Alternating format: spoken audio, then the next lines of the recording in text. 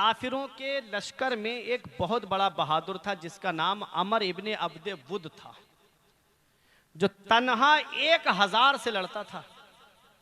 इतना बड़ा बहादुर।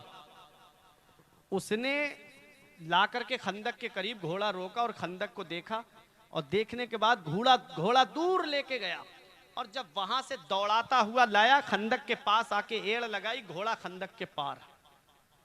उधर मुसलमान और मेरे आका सहाबाए किराम, उसने आते ही एक नारा लगाया, हल मिन मुबारिजिन, है कोई तुम्हारे लश्कर में जो मुझसे मुकाबला कर ले। उधर काफिर खुशी मना रहे थे, चला गया हमारा बहादुर पहलवान, अब कोई नहीं बचेगा, कोई नहीं बचेगा। हजरात, इधर उसने ये नारा लगाया, है कोई मुझसे मुकाबला करने वाला। मेरे आका के तमाम सहाबाए किराम आका के चेहरे को देख रहे थे। मदीने वाले मुस्तफ़ा ने सहाबा पे नजर डाली।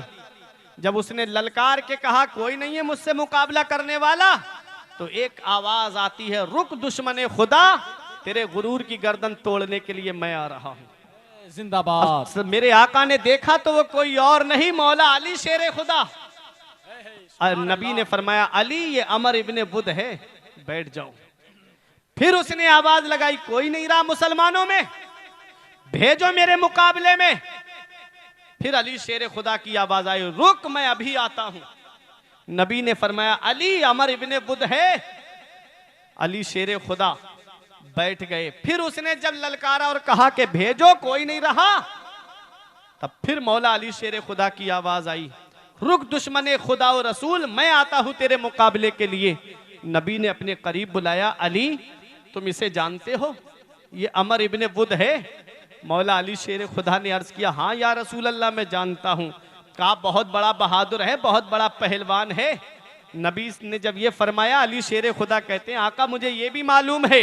कहा फिर भी मुकाबला करने जाओगे? कहा हाँ या रसूल अल्लाह मैं मुकाबला करने जाऊंगा। अगर इसको अपनी ताकत पे नाज है, मुझे आपकी रहमत पे नाज है।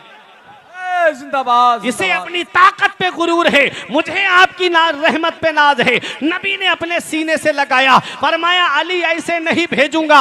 मदीने वाले मुस्तफ़ा ने अपना अमामा शरीफ उतारा और अली शेरे खुदा के सर पे सजाया, और अली को वो तलवार दी जिस तलवार को दुनिया वाले जुल्फिकार के नाम से जानते हैं। जब अली शेरे खुदा वो तलवार लेकर के मैदान में आते तो यही आवाज आती थी, शाहे मर्दा शेरे यज़दा, कुव्वते परवरदिगार, ला फता इल्ला अली, ला सैफ इल्ला जुल्फिकार। कोई बहादुर नहीं है मगर अली शेरे खुदा जैसा, और कोई तलवार नहीं है जुल्फिकार के जैसी। वो अली शेरे खुदा को नबी ने तलवार दी जुल्फिकार, और इरशाद फरमाते हैं, अली जाओ, मैंने तुम्हें खुदा के सुपुर्द किया, और जाकर के इस दुश्मन को दिखा दो। अब अली शेरे खुदा आ रहे हैं। अब जरा अली शेरे खुदा के आने का अंदाज देखो, और मौला अली की शुजाअत पे नाज करो। अल्लाह अकबर। उधर वो घोड़े पे सवार है, इधर मौला अली शेरे खुदा पैदल जा रहे हैं। उधर वो सर पे लोहे का खूद पहने हुए हैं, लोहे का हेलमेट पहने हुए हैं, ताकि सर पे तलवार मारी जाए तो ये हेलमेट तलवार को रोक ले। चेहरे के ऊपर जो है वो चेहरे के ऊपर हेलमेट है, और उस पे जंजीरें लटक रही है, ताकि चेहरे पे तलवार मारी जाए तो ये जंजीरें उस तलवार को रोक ले। और सीने पे जिरा पहने हैं, लोहे की भारी और वजनी जिरा, ताकि सीने पे नेजा मारा जाए तो जिरा के अंदर जो है वो नेजा अंदर ना जा सके, तलवार का वार जिस्म के अंदर ना हो। वो सर से लेके पैर तक लोहे में मुलव्विस है, लोहे में पूरा पैक है। इधर मौला अली शेरे खुदा के सर पे नबी का अमामा शरीफ है, मुस्तफ़ा जाने रहमत का अमामा शरीफ है। उधर वो घोड़े पे बैठा है, इधर अली पैदल जा रहे हैं। उधर वो पूरे जिस्म पे लोहे का सामान पहने हुए है। इधर सिर्फ मौला अली के पास में तहबन शरीफ और मौला अली एक कुर्ता शरीफ पहन करके उस दुश्मने खुदा का मुकाबला करने जा रहे हैं। जैसे ही अली शेरे खुदा उसके पास पहुंचे, उसने कहा, ए बच्चे तू मेरे मुकाबले के लिए कहां से आया है? उस वक्त अली शेरे खुदा पतले दुबले थे और आप पैदल चल रहे थे। उसने कहा, ए बच्चे तू यहां कहां आ रहा है? कहा, मैं तेरे गुरूर की गर्दन तोड़ने के लिए आया हूं, मैं तुझसे मुकाबला करने के लिए आया हूं। उसने कहा, क्या मुसलमानों में कोई बहादुर नहीं रहा? क्या कोई ये मेरी बेइज्जती की जा रही है? मैं इतना बड़ा पहलवान हूं जो तन्हा 1000 1000 से लड़ता हूँ। मेरा चर्चा सुनना है तो मुल्क के शाम में सुनो। मेरी बहादुरी का चर्चा इराक में हो रहा है, मेरी बहादुरी का चर्चा मिस्र में हो रहा है, मेरी बहादुरी का चर्चा पूरे अरब में है। तुझे पता नहीं मैं अमर इब्ने बुद हूँ जो तन्हा 1000 से लड़ता हूँ। फरमाया मैं तेरे बारे में खूब जानता हूँ। कहा तो तुझ बच्चे को मेरे मुकाबले में भेजा है, क्या कोई बड़ा नहीं रहा? मौला अली फरमाते हैं अरे बड़े तो बहुत हैं, लेकिन किसी तुझको इस लायक समझा ही नहीं जो तेरे मुकाबले में किसी बड़े को भेजा जाता। तेरे गुरूर की गर्दन तोड़ने के लिए मुझे भेजा गया। जिंदाबाद, नारे तकबीर, नारे रिसालत। 5 नारा पंजे तन का, 1 नारा हैदरी। शाने करबो बला, उर्से गाजी, हजरत अल्लामा फुरकान रजा मंजरी। नारे तकबीर। हजरात, जब अली शेर खुदा ने यह कहा तो कहता है अच्छा ये बताओ तुम किसके बेटे हो? कहा मैं अबू तालिब का बेटा हूं। इतना सुनना था। अमर इब्ने बुद बोला मैं तुझसे नहीं लड़ सकता। कहा क्यों? कहा तुम्हारे वालिद अबू तालिब मेरे बहुत करीबी दोस्त थे, हम बहुत गहरी दोस्ती थी हमारी, इसलिए अगर मैंने तुझे कत्ल कर दिया तो दुनिया मेरी दोस्ती को ताना देगी। कहा मैं तुझसे नहीं लड़ सकता।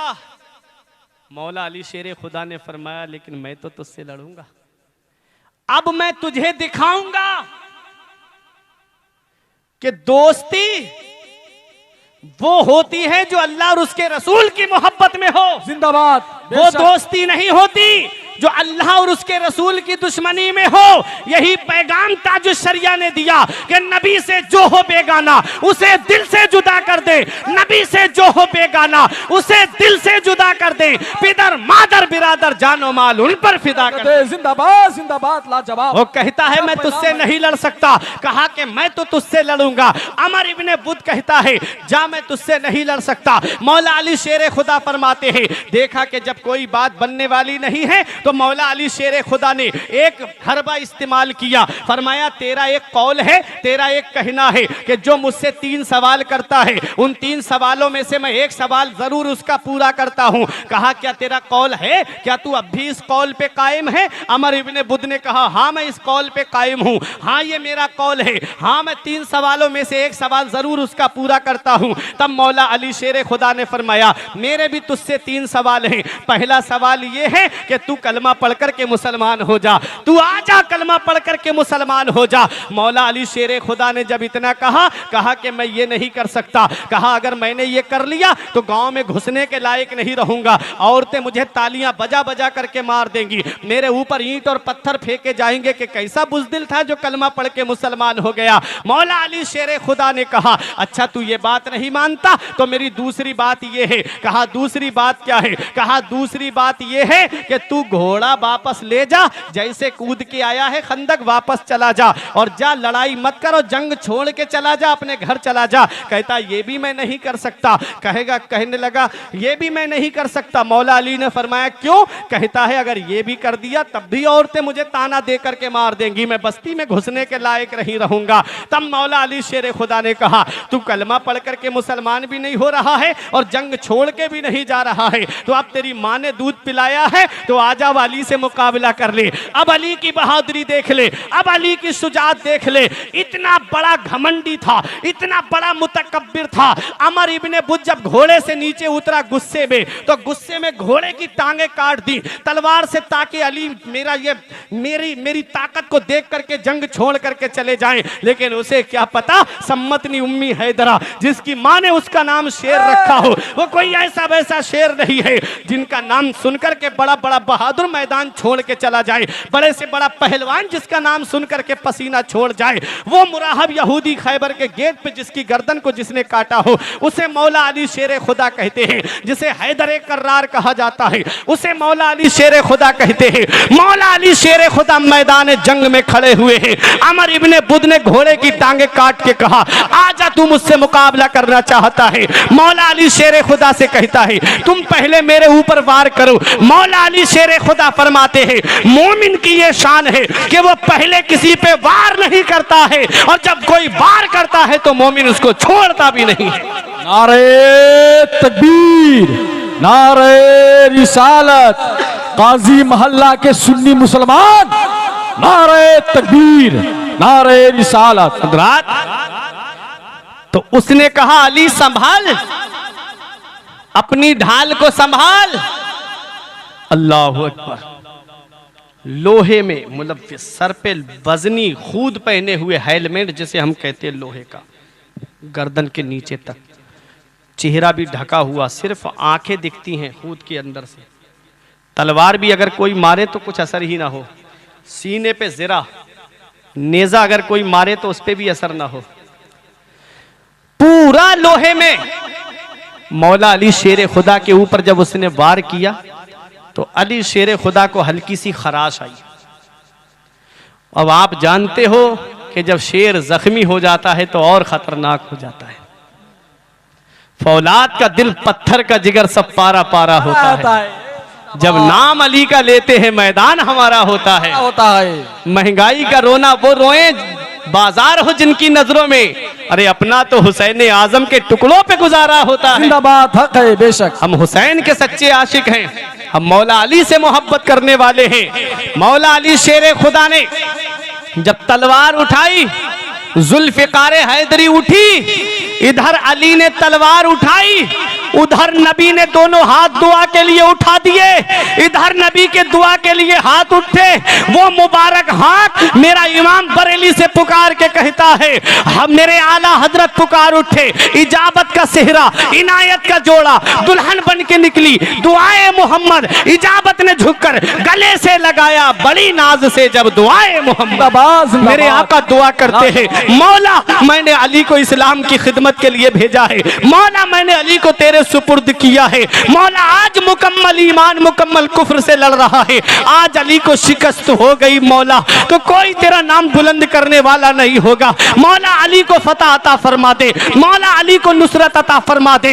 इधर नबी दुआ कर रहे हैं, उधर मौला अली ने तलवार को उठाया, लोहे का खूद कह रहा था इस तलवार का कुछ नहीं होगा, इसके वार का कुछ नहीं होगा, लेकिन तारीख बताती है जैसे ही खूद पे तलवार पहुंची, खूद को चीरती हुई सर तक पहुंची। अब जिरा सोच रही थी, अरे जब खूद ने तलवार नहीं रोकी अली की तो मैं तलवार कैसे रोक पाऊंगी। अली की तलवार बीच में से चीरती हुई अली शेर खुदा की तलवार ने उस दुश्मन खुदा और रसूल के दो टुकड़े कर दिए।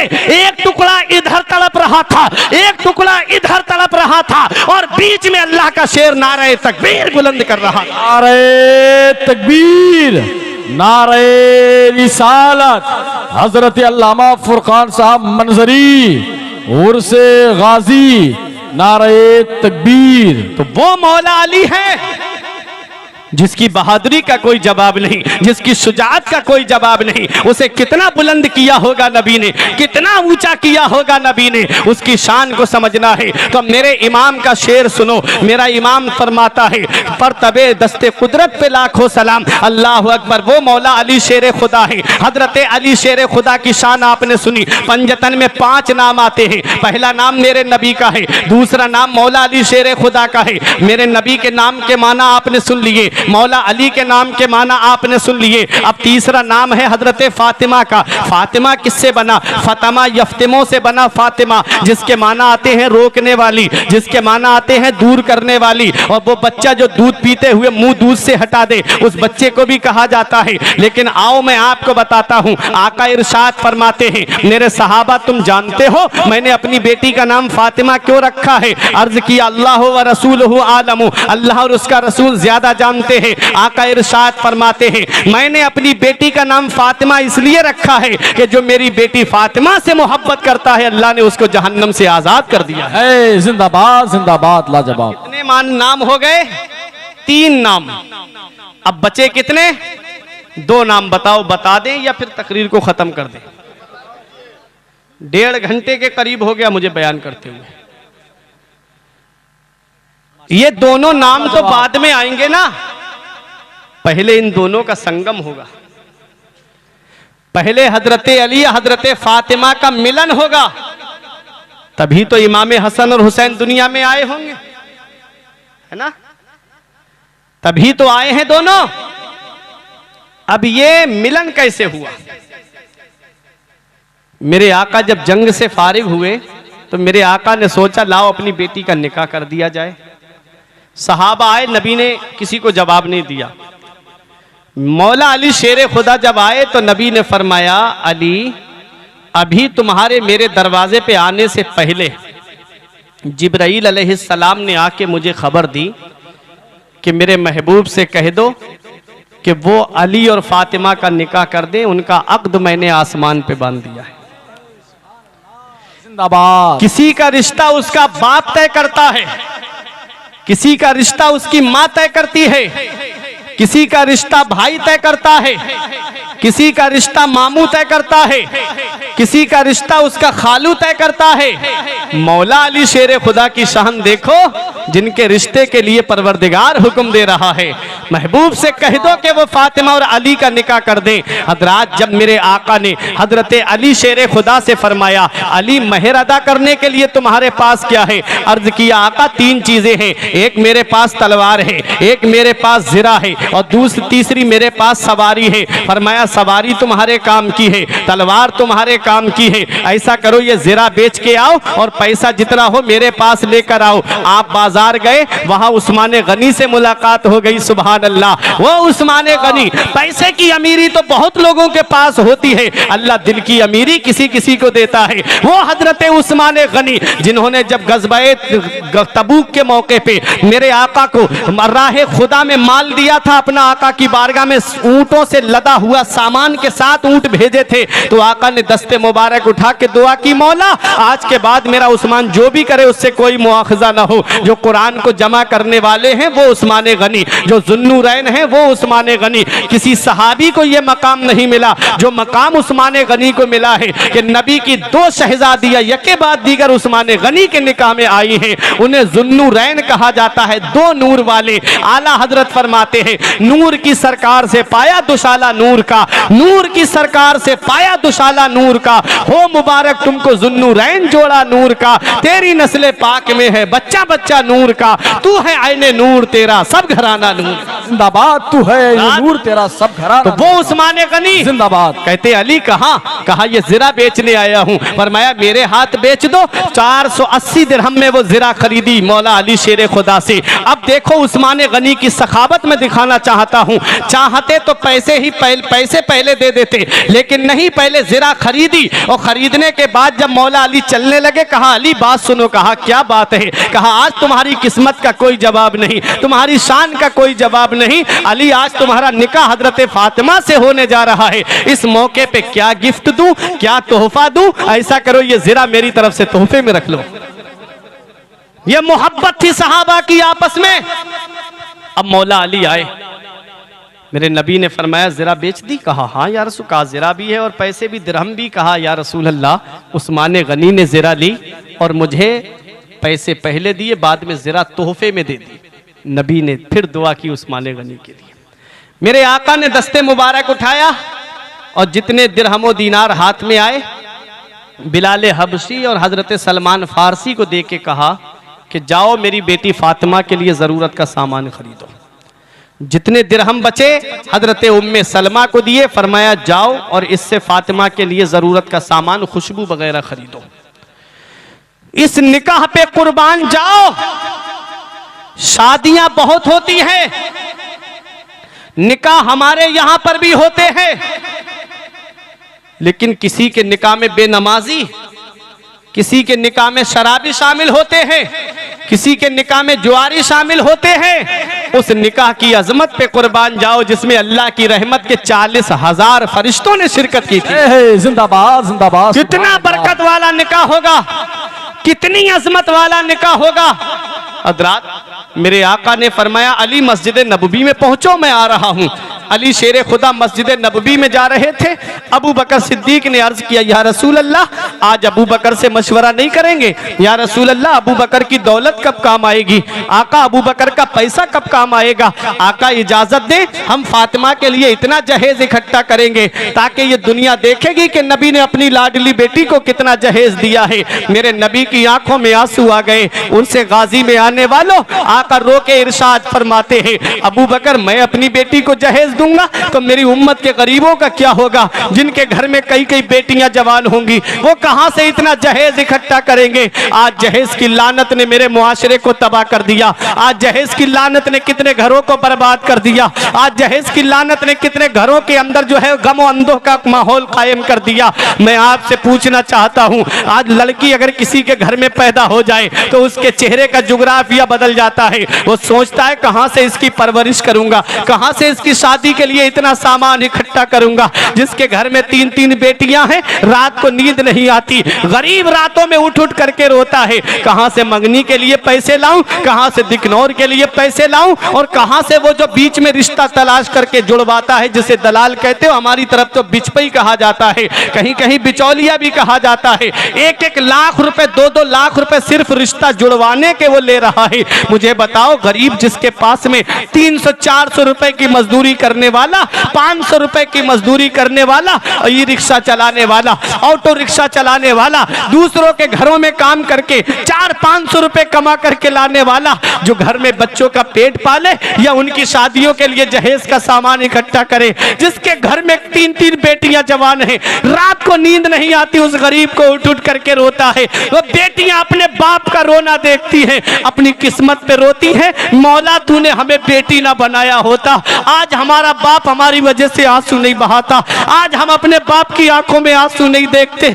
आज मुआशरे ने, जहेज की लानत ने मुआशरे को उस तबाही के दहाने पे पहुंचा दिया। अगर शादी हो भी जाती है किसी गरीब बेटी की तो बाद में उसको इतने ताने दिए जाते हैं, तेरे बाप ने ये सामान नहीं दिया, तेरी माँ ने ये सामान दे के नहीं भेजा, हमारे घर में ये सामान लेकर नहीं आई। मुझे इतना बताओ, मैंने जहेज को 1-2 साल, 3-4 साल के बाद में जहेज खराब होते हुए देखा है, बेड टूटते हुए देखा है, मैंने गाड़ियां डैमेज होते हुए देखी हैं, गाड़ियां कबाड़ खाने में बिक जाती हैं, जहेज जलने के काम आता है, लकड़ी का सामान गल जाता है, कीड़े उसको खा जाते हैं, गला देते हैं, फिर वो सामान जलने के काम आता है। क्या अच्छा होता किसी मुसलमान का दिल रख लेते। अगर अल्लाह ने तुमको दौलत दी है, अल्लाह ने बेटा क्या दे दिया? भीख मांगने का कुदरती परमिट मिल गया। अल्लाह ने नूरे नजर क्या दे दिया?